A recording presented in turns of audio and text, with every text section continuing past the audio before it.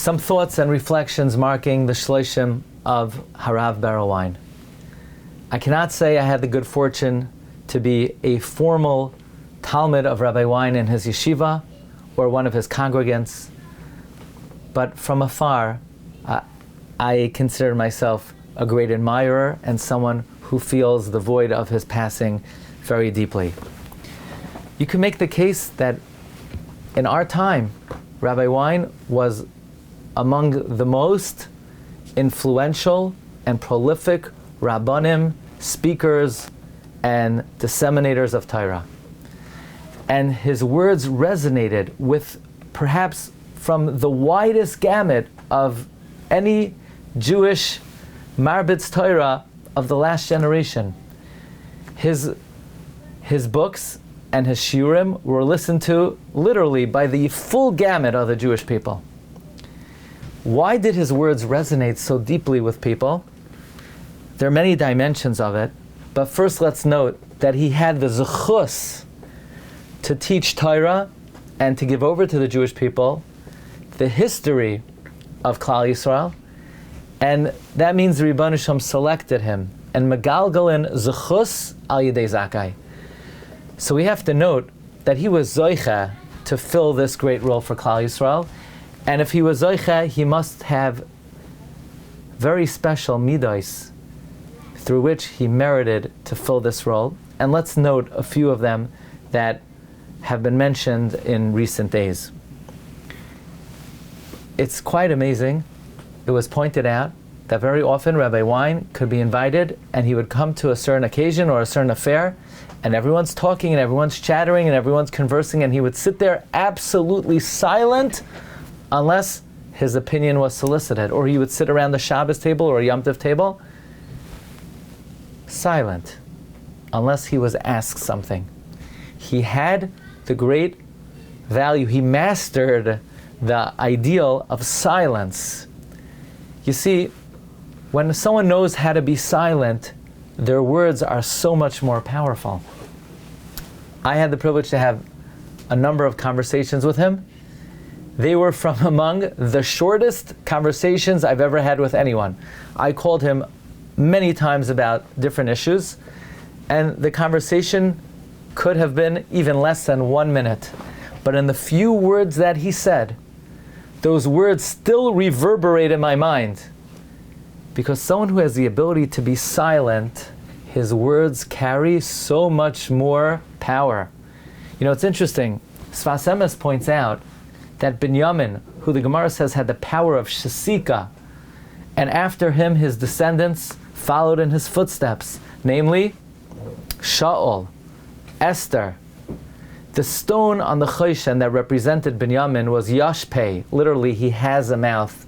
You see, someone who knows how to be silent has a mouth. Someone who words just pour out of their mouth, their words are meaningless. Rabbi Wein did not speak small talk. There was no small talk. There was only big talk. Because he knew the art of shtika. When he spoke, boy, did those words reverberate in the hearts of the Jewish people. So one very special midah he had was shtika, but take note of the fact that one of the greatest speakers of our time was one of the greatest masters of a lost art of shtika. Another thing that was mentioned, Rabbi Amsel mentioned it at the Sheloshim, his generosity. His generosity, even when he lost his sight, and Rabbi Amsel said that he helped Rabbi Wein write his checks. Every single solicitation that came to his door, Rabbi Wein asked Rabbi Amsel to write a check out for. Even if he didn't know what the cause was exactly, Rabbi Wein's generosity compelled him to contribute to every Jewish cause. Now, some might find that surprising, because Rabbi Wein was not one to suffer foolish causes, if you may say, if there can be such a thing. But nevertheless, even in his value system of honesty and integrity, but in his value system, generosity transcended all of that. and he felt compelled to contribute to all Jewish causes. But what I would like to note is not only his generosity of resources, but his generosity of time. Anytime I called him, he always made himself available. Anytime I asked to meet with him, yes. When I could make it. His generosity of time, someone who is so busy, someone who is involved in so many projects, always had the generosity of spirit to make time for other Rabbanim. I happen to know of a Rav, an older Rav, already retired from the Olam HaCharedi, who when he started in the Rabbanos, asked Rabbi Wein for some tips, and Rabbi Wein sat with him for many, many, many hours, sharing with him the ropes of the Rabbanos. So that's another Midah Tova that Rabbi Wein excelled in. His generosity, his Nedivas Halev, and his spirit of Chesed. Everybody knows Rabbi Wein was a straight shooter. His integrity, his honesty. He was asked, would you mind if we said over what you said? Or we have to keep it here, that has to be kept private. And he would respond, I said it. Meaning, if he said it, then he stands behind it. Or sometimes they would ask, do you really believe that? And he would respond, I said it. And this is all part of the midah that he had. Every word was measured. Every word was calculated. If he said it, he meant it with every fiber of his being. So his midas hashtika, his generosity of spirit, his integrity. But one other nakuda we have to take note of is this was a man that the spirit of Hashem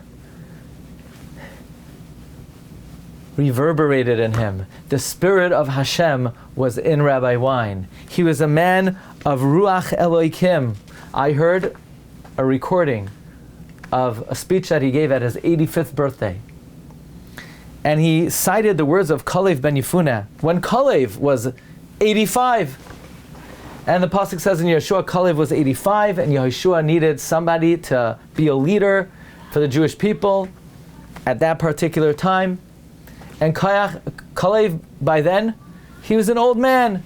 He was already one of the leaders 40 years before, but Kalev made the statement, Koichi ata ke koichi az. Literally, my strength now is like it's always been. I didn't miss a beat. I'm just as vibrant as I always was. And Rabbi Wein says, that may be true about Kalev, but Rabbi Wein said that when he was 85, he did not have the strength and the physical stamina of a 45-year-old. But he says in a certain capacity, he feels he does want to be like Kalev, and he would like to imitate Kalev. And that is, even though his physical strength was waning and his sight was waning, Rabbi Wein said his spirit of wanting to accomplish for the Jewish people, his spirit of wanting to achieve was no less when he was 85 years old than when he was 45 years old. Rabbi Wein said at age 85, he still has a lot of things he wants to accomplish. There are a lot of books that he still wants to write. He even said, and this really resonates with me, because when you write a book, it's like having a baby. But at that time, Rabbi Wein said, he's pregnant with a number of books. So here's an 85-year-old man who said there's still a number of svarim he wants to write, a number of films he wants to produce. He would like to see, so to speak, the final chapter of the Jewish people. He saw so much in his lifetime. He was a man who the spirit of Hashem rang in, like the Navi says about Shimshon, Vatipoyem Ruach Elokim. The spirit of Hashem was ringing in Rabbi Wein. It stirred him until his last day. Ish asher Ruach Elokim bai. And another thing, is that if Rabbi Wein said something, or he told a story, the stories that he often chose to speak about were almost an autobiography. It was almost the story about him. He could have been speaking about himself. He would say over the story of the Panovich Rav, who always started a new project before he finished the previous one. And he was asked why, and the Panovich Rav said, because when heaven looks down and heaven sees, I'm still in the middle of a project. So they'll say, okay, let him continue. He's still in the middle of something. But that type of ambition really was a hallmark characteristic of Rabbi Wein. And there's one particular article that he wrote that I can't help but think he could have been talking about himself. It's something that I thought of saying 30 days ago, but I think at this time it's a little bit more appropriate. It's an article that he wrote about the broadcaster of the Brooklyn Dodgers, Vin Scully, who was retiring at age 88. But just listen to these words. Vin Scully is a broadcaster for the games of the Los Angeles Dodgers. He is currently 88 years old and began his career with the Dodgers in 1950 when the team was still located in Brooklyn. He's retiring at the end of this season, approximately 1 month from now. Scully has no peer or imitators in the field of baseball broadcasting. He has an altogether unique voice, style, and approach to the game. In fact, over the years, many an American has listened to the LA Dodgers baseball games, not so much for the result and excitement of the game itself, but rather for the experience of hearing Vin Scully converse with them for a few relaxing hours. Scully has a dry but wicked sense of humor, a keen eye for human frailties and accomplishments, a dispassionate view of the world, and a loyalty to his team, tempered by the realities of available talent and the competitiveness of others. Well, what does that have to do with the Jewish world? Rabbi Wein concluded his article as follows. Much of our Jewish world is still dealing with the same type of issues. The rules of the game of baseball have never been basically altered, yet the game today differs greatly from what it was a century ago. The same thing can be said about the Jewish world. The rules that govern us, the Torah that we study and observe, its laws and commandments have certainly not changed. But the Jewish world today is far different from what it was even a few decades ago. And we need observers who are able to advise us, grant us perspective, and inject realism into our lives and policies. The issues of the Jewish world today should be dealt with in a compassionate and dispassionate manner. We need good broadcasters to frame the game and the players for us. In today's world, both Jewish and general, there are few broadcasters who are able to do so. Everyone wants to root for the home team, and no one is willing to look at the welfare of the entire game. It was this ability that made Vin Scully unique among all broadcasters. I regret that he is retiring at such a young age. Ru'uyim Dvarim Lamisha Amrai. Rabbi Berel Wein was a broadcaster, if we may say, for the Jewish people who had no peer and no imitators. We regret that he left us. Tehei Zechrai Baruch.